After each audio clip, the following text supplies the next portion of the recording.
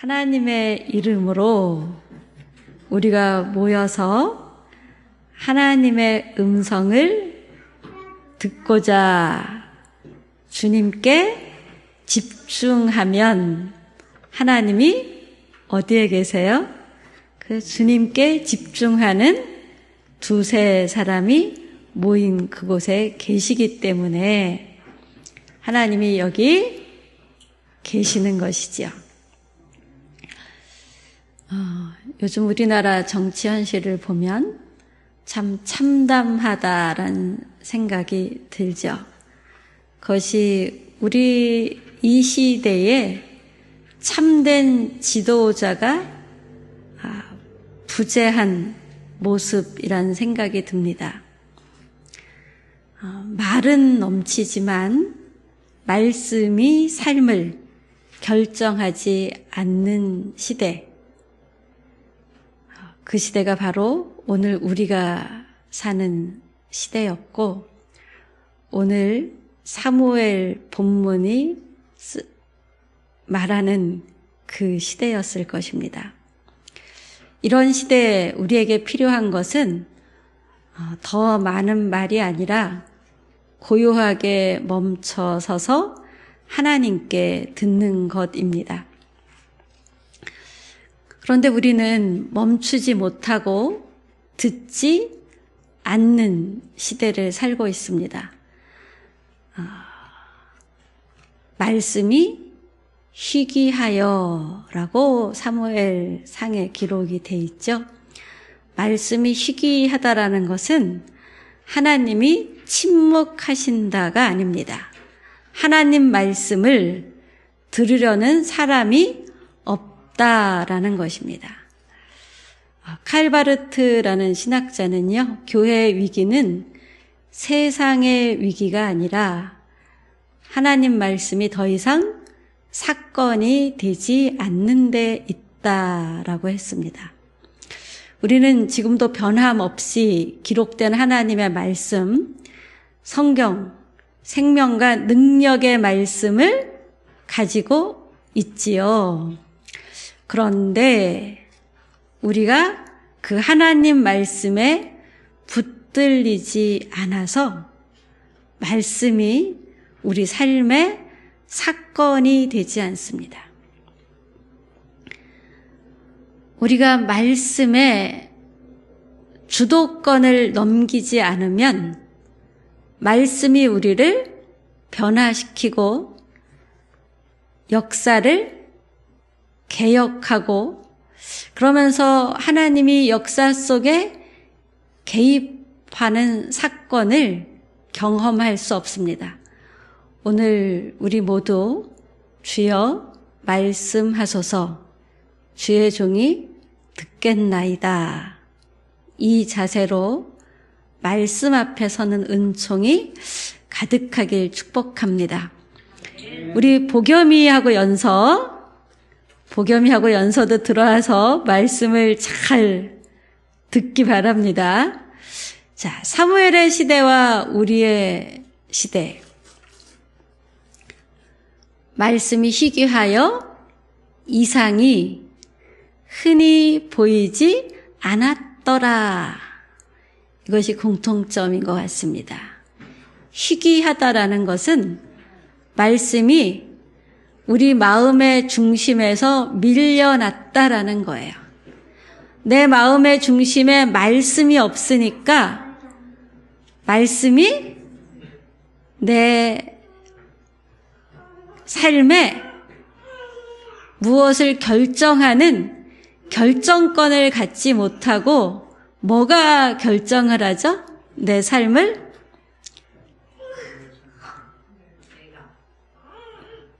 자, 연서랑 복염이 앞줄에 와서 앉으세요. 앞줄에. 우리 앞으로 통합 예배 드릴 때 이 앞에 와서 앉읍시다. 자, 연서만 앞으로 오세요, 오늘은.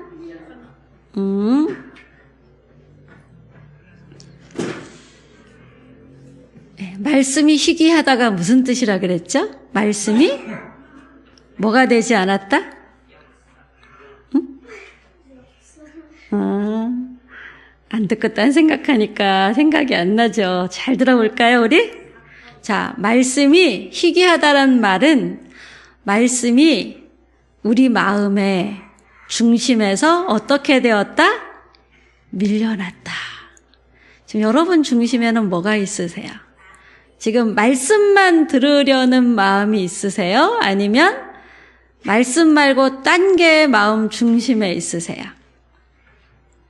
우리 복염이 마음의 중심에는 오늘 지금 이 순간 뭐가 제일 중심에 있을까? 하나님 말씀을 듣고자 하는 마음이 중심으로 돌아오기를 예수님 이름으로 우리 같이 축복합시다. 자, 우리 축복합니다. 아멘. 우리 복염이다. 아멘 해보자. 아유, 잘했어요. 자, 말씀이 마음의 중심에서 밀려나면 말씀이 내 행동과 말과 어떤 것을 할지를 선택하지 못하고 뭐가 선택해요? 말씀이 아닌 다른 나쁜 마음, 나쁜 생각, 옳지 않은 것들, 내 생각이 선택을 하게 돼요. 그래서 말씀은 있었지만 말씀에 이끌리는 삶이 없으면 하나님을 경험할 수 없어요. 자, 그런데 중요한 사실은 이런 시대에 사무엘이라는 아이가 있었는데 이 사무엘이라는 아이가 지금 복염이처럼 어디에 있었대요? 성전에 있었대요. 성전에. 아직 사무엘은 복염이처럼 어떤 나이예요?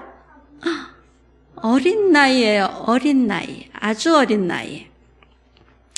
사무엘은 엄마가 태어나서 젖을 먹이다가 젖을 뗄 때쯤 되었을 때, 젖을 몇 살에 뗄까요? 그 젖을 떼게 되었을 때 1년 동안 입을 옷을 준비해서 사무엘의 집에서 멀리 떨어져 있는 예루살렘의 성전, 그때 이렇게 크고 좋은 성전은 아니었어요. 그곳에 데려다 놓았어요. 그래서 아이 사무엘은 혼자서 어디에 있었어요? 성전에서 매일 생활했어요. 그리고 그 성전 옆에는 누가 있었어요? 엘리 제사장이 있었어요.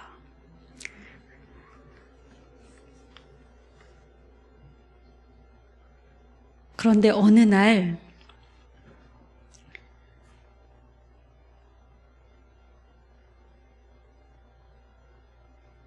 잠을 자는데 사무엘을 부르는 소리가 들리는 거예요. 누가 나를 부르지?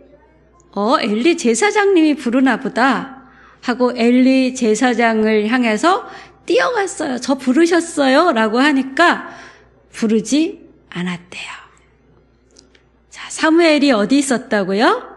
성전에서 자고 있었어요. 자, 성전에서 자다가 사무엘을 부르는 소리를 듣고 어디로 뛰어갔다고요? 엘리 제사장이 주무시고 있는 방으로 가서 저 부르셨어요? 라고 물었지만 아니다 라고 하시는 거예요. 자, 따라해 봅시다. 사무엘이 아직 여호와를 알지 못하였고 태어나서 젖된 다음에 계속 성전에서 자고 엘리 제사장과 늘 함께 있었는데 아직 사무엘이 여호와를 알지 못하였습니다. 여기서 알지 못했다라는 것은 우리 복염이랑 엄마가 친하잖아요. 그래서 서로 말도 주고받잖아요. 그쵸? 그것처럼 친하지 않았다라는 거예요. 서로 말을 주고받을 수 있지 않았다라는 거예요. 하나님의 음성을 들을 수 있는 그런 귀가 열리지 않았다. 하나님의 음성인지 다른 누군가의 음성인지 분별할 수 있는 영적 깊이가 아직 없었다라는 얘기예요. 누구처럼 그랬을까? 나처럼일까? 여러분, 나처럼 여러분도 지금 하나님 음성을 들을 수 있는 귀가 열려 있어요? 안 열려 있어요? 네. 귀가 열려 있지 않았대요. 누가? 아이 사무엘이. 사무엘은 신앙의 공간에 있었지만 하나님의 부르심을 듣는 귀가 열리지 않았습니다. 그런데 바로 여기에 하나님의 은혜가 드러납니다. 하나님은 사무엘을 한 번 부른 것이 아니라 2번, 3번 같은 음성으로 거듭거듭 부르십니다. 하나님은 포기하지 않으시고 사무엘의 귀가 하나님의 말씀을 들을 수 있도록 그렇게 사무엘을 지금 빚어가고 계십니다. 아직 들을 준비가 되지 않았지만 사무엘이 멈춰서 하나님의 음성을 들을 수 있을 때까지 계속 부르시는 것, 이것이 은혜입니다. 말씀이 희귀한 시대는 하나님의 침묵이 만들어낸 시대가 아니고요. 하나님 말씀을 듣는 사람이 없는 시대입니다. 오늘 듣는 귀가 열리는 은총이 우리에게 있기를 축복합니다. 사무엘 3장 4절을 보면 한번 따라해보자. 여호와께서 사무엘을 부르시는지라. 하나님은 사무엘아 사무엘아 이렇게 부르셨지 사무엘에게 어떤 말씀을 막 하진 않으셨어요. 이름을 부르는 것은 단순하게 호명하는 게 아니고요. 관계를 여는 선언입니다. 제가 연서야 이렇게 부르는 것은 뭐예요? 연서랑 친하게 지내고 싶어. 연서를 알고 싶어. 서로 말하고 싶어. 서로 함께 있고 싶어. 이럴 때 부르는 거죠. 그렇게 관계를 여는 선언이 하나님께서 이름을 부르는 거예요. 너는 내 옆에 있는 존재야. 나는 너와 관계를 맺기 원한다. 이런 뜻으로 부르셨는데 사무엘은 어디로 달려갔다 그랬죠? 엘리 제사장에게. 자, 따라해 봅시다. 나를 부르셨기로 내가 여기 있나이다. 사무엘은 부르는 소리는 들었어요. 그렇지만 아직 하나님이 불렀는지 엘리 제사장이 불렀는지 모르는 거예요. 자, 하나님의 음성을 사람의 소리, 일반 상황 또는 사람의 요구로 우리도 그냥 들어 넘길 수 있습니다. 하나님의 음성을 분별하지 못하는 미숙함이 매번 엘리 제사장에게 달려가게 했습니다. 그런데도 하나님은 사무엘 거기가 아니야. 이렇게 사무엘에게 즉시 말씀하지 않으셨어요. 사무엘이 하나님의 음성을 들을 수 있는 자세로 준비하는 건 누구를 통해서 되냐 하면은요, 엘리 제사장을 통해서 됩니다. 그런데 엘리 제사장은 실패한 아버지였어요. 존경받을 수 없는. 남들이 보면 멋있는 제사장이었지만 아버지로서는 실패한 아버지. 영적으로 둔감한 제사장. 살은 많이 쪘지만 하나님의 음성은 들리지 않았다라는 것은 뭐냐 하면 육체적인 데에는 관심이 많았지만 영적인 일에 하나님께는 마음이 향해 있지 않았다. 뭐 때문에? 눈에 보이고 만질 수 있고 이렇게 육체적인 것이 어디에 있었다? 마음의 중심에 있었기 때문에 그렇다라는 거죠. 그러나 이런 엘리 제사장도 사무엘이 자꾸 부르셨어요? 라고 달려오니까 뭐라고 가르쳤을까요? 이제 가서 다시 누웠다가 다시 너를 부르거든 여호와여 말씀하옵소서 주의 종이 듣겠나이다 이렇게 말하라 그랬어요. 우리는 잘 듣기보다 잘 말하는 것에 더 관심이 많지 않으세요? 그런데 엘리는 하나님 앞에서 무슨 말을 해야 돼? 라고 말하는 걸 가르쳐 준 게 아니고요.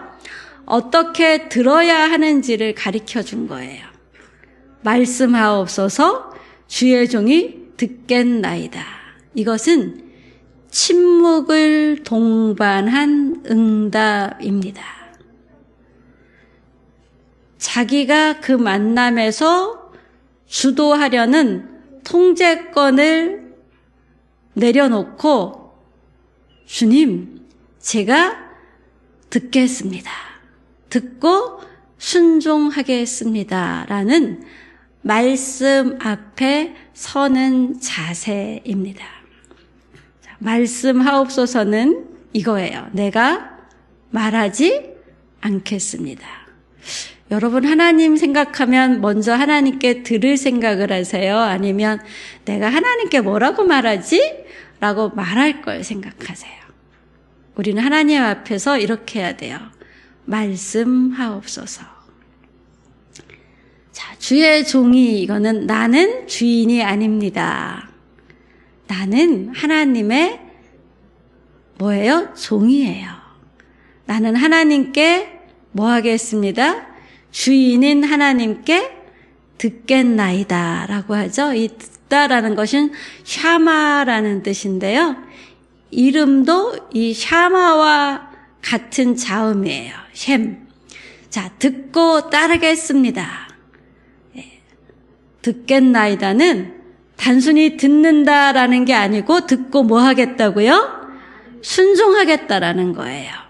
그래서 이제 이 마음을 가지고 지금 사무엘은 자기가 누워서 잠을 자던 성전에 들어가서 이렇게 누워서 하나님이 부를 때를 기다립니다. 이것은 뭐예요? 하나님의 음성을 들을 준비를 하고 있다라는 것이죠. 무엇이? 마음이 지금 어디에 있어요? 오직 하나님을 향해 있는 것이에요. 김춘수라는 시인은 내가 그의 이름을 불러주었을 때 그는 나에게로 와서 꽃이 되었다라는 시를 지었습니다. 이름을 부르고 그 부름에 응답할 때 서로 인격적 관계 안에 서게 됩니다. 제가 김성경 집사님을 전혀 모르면 김성경 집사님, 김 집사님 이렇게 부를 수 있을까요? 인격적 관계 안에 있기 때문에 부르는 것이죠. 그 부르심에 응답하는 거는 김성경 집사님 몫이에요. 그 부르심에 응답하는 순간이 하나님의 부르심에 응답하는 순간이 말씀을 살아 역사하는 사건이 되게 합니다. 이제 사무엘은 하나님의 말씀을 듣고 소통하는 자리를 지킵니다. 그리고 하나님의 일하심을 목격하게 되는 삶으로 이제 나아가게 됩니다. 우리 빛사랑 가족 여러분, 하나님은 지금도 여러분에게 말씀하십니다. 사무엘은 늘 성전에 있었지만 하나님 음성을 알아채지 못한 것처럼 우리도 그럴 수 있지요. 교회를 다니고 예배에 참석하고 말씀을 읽습니다. 그러나 삶은 늘 분주합니다. 결정하고 책임져야 할 것이 많고 멈추면 뒤처질 것 같고 특히 요즘은 너무 추워서 말씀을 듣는 자리를 사모하기보다는 빨리 그냥 따뜻한 물에 샤워하고 따뜻한 이불에 푹 들어가서 쉬고 싶은 마음이 우리의 마음일 수 있습니다. 우리는 또 결정하고 책임져야 할 것들도 많이 있지요. 그래서 멈추면 뒤처질 것 같고, 그런데 사실 모든 문제는 우리가 멈춰 서서 끝까지 하나님께 듣지 않는 데 있습니다. 제가 올해 7월쯤 만난 어떤 분이 사업에 너무나 큰 경제적 부담감 때문에 너무나 많은 빚을 지신 거예요. 그래서 이 사업을 포기해야 되나, 내 생명을 포기해야 되나, 온갖 고민을 하는 분을 만났는데, 이제 그분이 다시 하나님 앞에서 일단은 지금 사업을 하기로 한 거죠. 그리고 이렇게 서류를 올려서 사업을 따고 이래야 되는 시점이 있을 때 이렇게 하나님 앞에 기도를 한대요. 기도를 하다 보면 그 사업을 따기 위해서 숫자를 써서 넣어야 되는 거예요. 값을 써서. 이렇게 값이 보이면 그 값을 잘 보고 써서 넣어서 그것이 된 적이 있으시고, 한 번은 굉장히 큰 건이었는데 서류를 넣을 거는 3건이었다라는 거예요. 이렇게 기도를 하는데 이게 숫자가 또 쫙 보였대요. 그래서 충분히 기도하지 않고 어느 한 건만 그 숫자를 써서 내고 나머지는 다른 숫자들을 써서 냈대요. 그랬더니 모두 그 숫자를 써서 냈으면 한 건이 됐을 텐데, 3건 다 안 됐대요. 그 다음에 또 어떤 때도 있었냐 하면 기도를 하는데 숫자가 보이는데 빨리 가서 할 일이 너무 많은 거예요. 사무실에 빨리 가서 할 일이 많아서 숫자가 어렴풋이 보여서 그냥 빨리 가가지고 사무실에서 막 일을 하면서 그 숫자를 써서 넣었더니, 그러니까 선명하게 숫자를 못 봐서 다 보지 못하고 보이는 숫자에다가 안 보인 거에는 자기 나름대로 숫자를 써서 넣은 거죠. 그랬더니 자기가 붙은 사람 바로 다음 숫자였다라고 해요. 이게 무엇을 얘기하는 거예요? 하나님께 듣기보다 내 생각으로 조급히 결정했다라는 거죠. 우리는 기도조차도 듣는 자리가 아닌 말하고 정리하는 시간으로 쓸 때가 참 많습니다.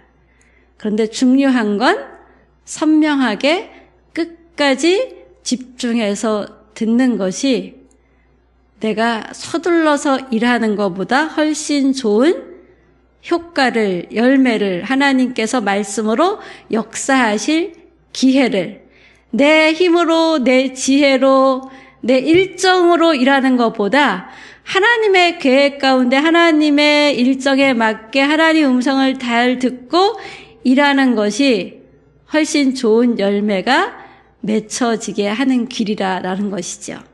사무엘의 이 전환점, 그것은 하나님 앞에 머무는 법을 배웠을 때 시작되었습니다.